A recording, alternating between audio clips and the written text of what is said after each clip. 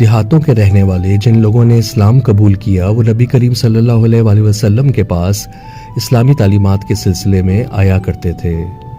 چونکہ وہ لوگ دینی احکام اور آداب سے زیادہ واقف نہیں تھے، اس لیے وہ بعض مواقع پہ ایسی کوتاہیوں کا ارتکاب کر جاتے جو اخلاقیات اور شرعی تعلیمات کے برعکس تھیں، لیکن اس میں ان کا کسی طور بھی کوئی ارادہ شامل نہ ہوتا تھا، بلکہ صرف اور صرف ان کی کم فہمی کی وجہ سے ایسے اعمال ان سے سرزد ہو جاتے تھے۔ ہمارے پیارے نبی صلی اللہ علیہ وسلم کا ظرف اور آپ صلی اللہ علیہ وسلم کی رحمت و شفقت اس قدر وسیع تھی کہ کبھی ماتھے پہ شکن تک نہ آنے دیتے تھے، معافی و درگزر کو ہمیشہ اپناتے تھے۔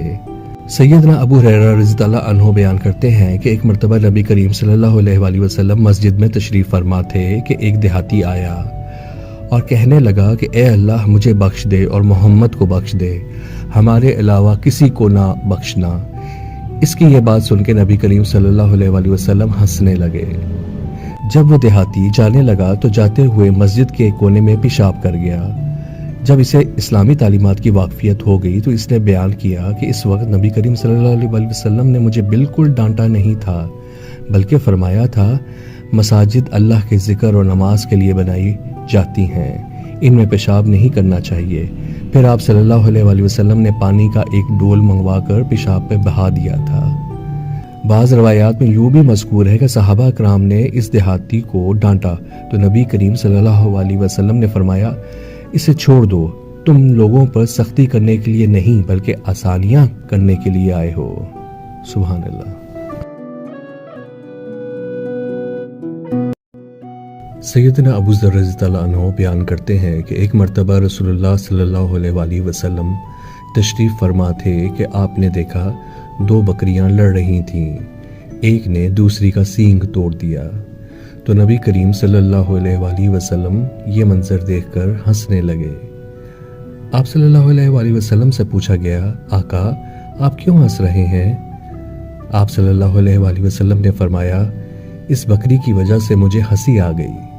پھر آپ صلی اللہ علیہ وسلم نے فرمایا مجھے اس ذات کی قسم جس کے ہاتھ میں میری جان ہے، روز قیامت اس بکری سے بھی بدلہ لیا جائے گا، یعنی دوسری بکری کو انصاف دیا جائے گا۔ سبحان اللہ۔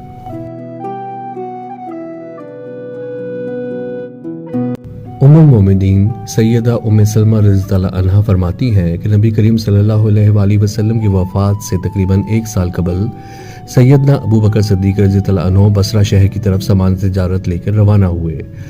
آپ رضی اللہ عنہ کے ساتھ 2 بدری صحابی نعمان اور ثوبت بن حرملہ رضی اللہ عنہ بھی تھے۔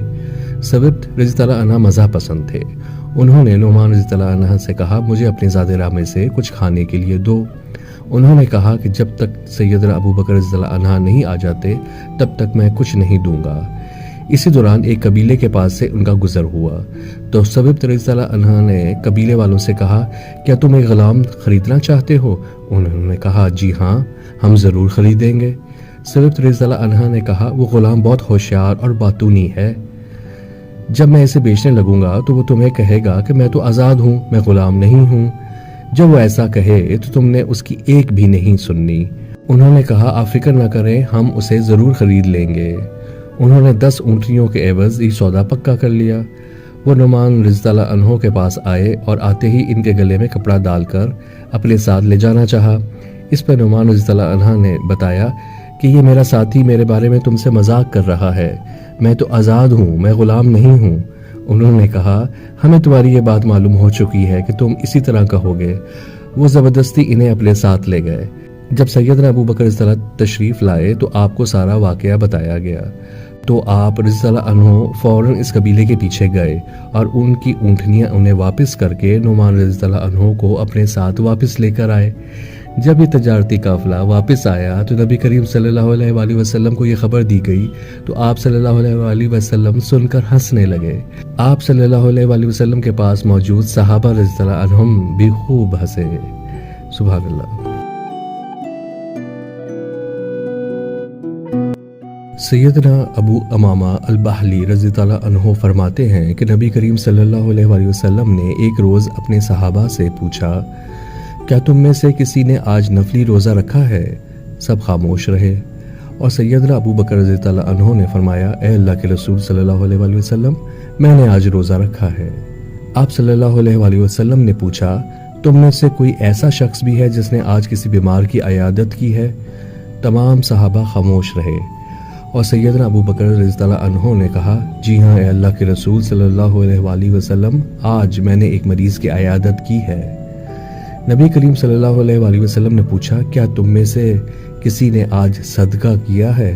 تمام صحابہ خاموش رہے اور ابو بکر رضی اللہ عنہ نے کہا جی ہاں اے اللہ کے رسول میں نے آج صدقہ کیا ہے۔ نبی کریم صلی اللہ علیہ وسلم ہنسنے لگے اور بہت زیادہ ہنسے۔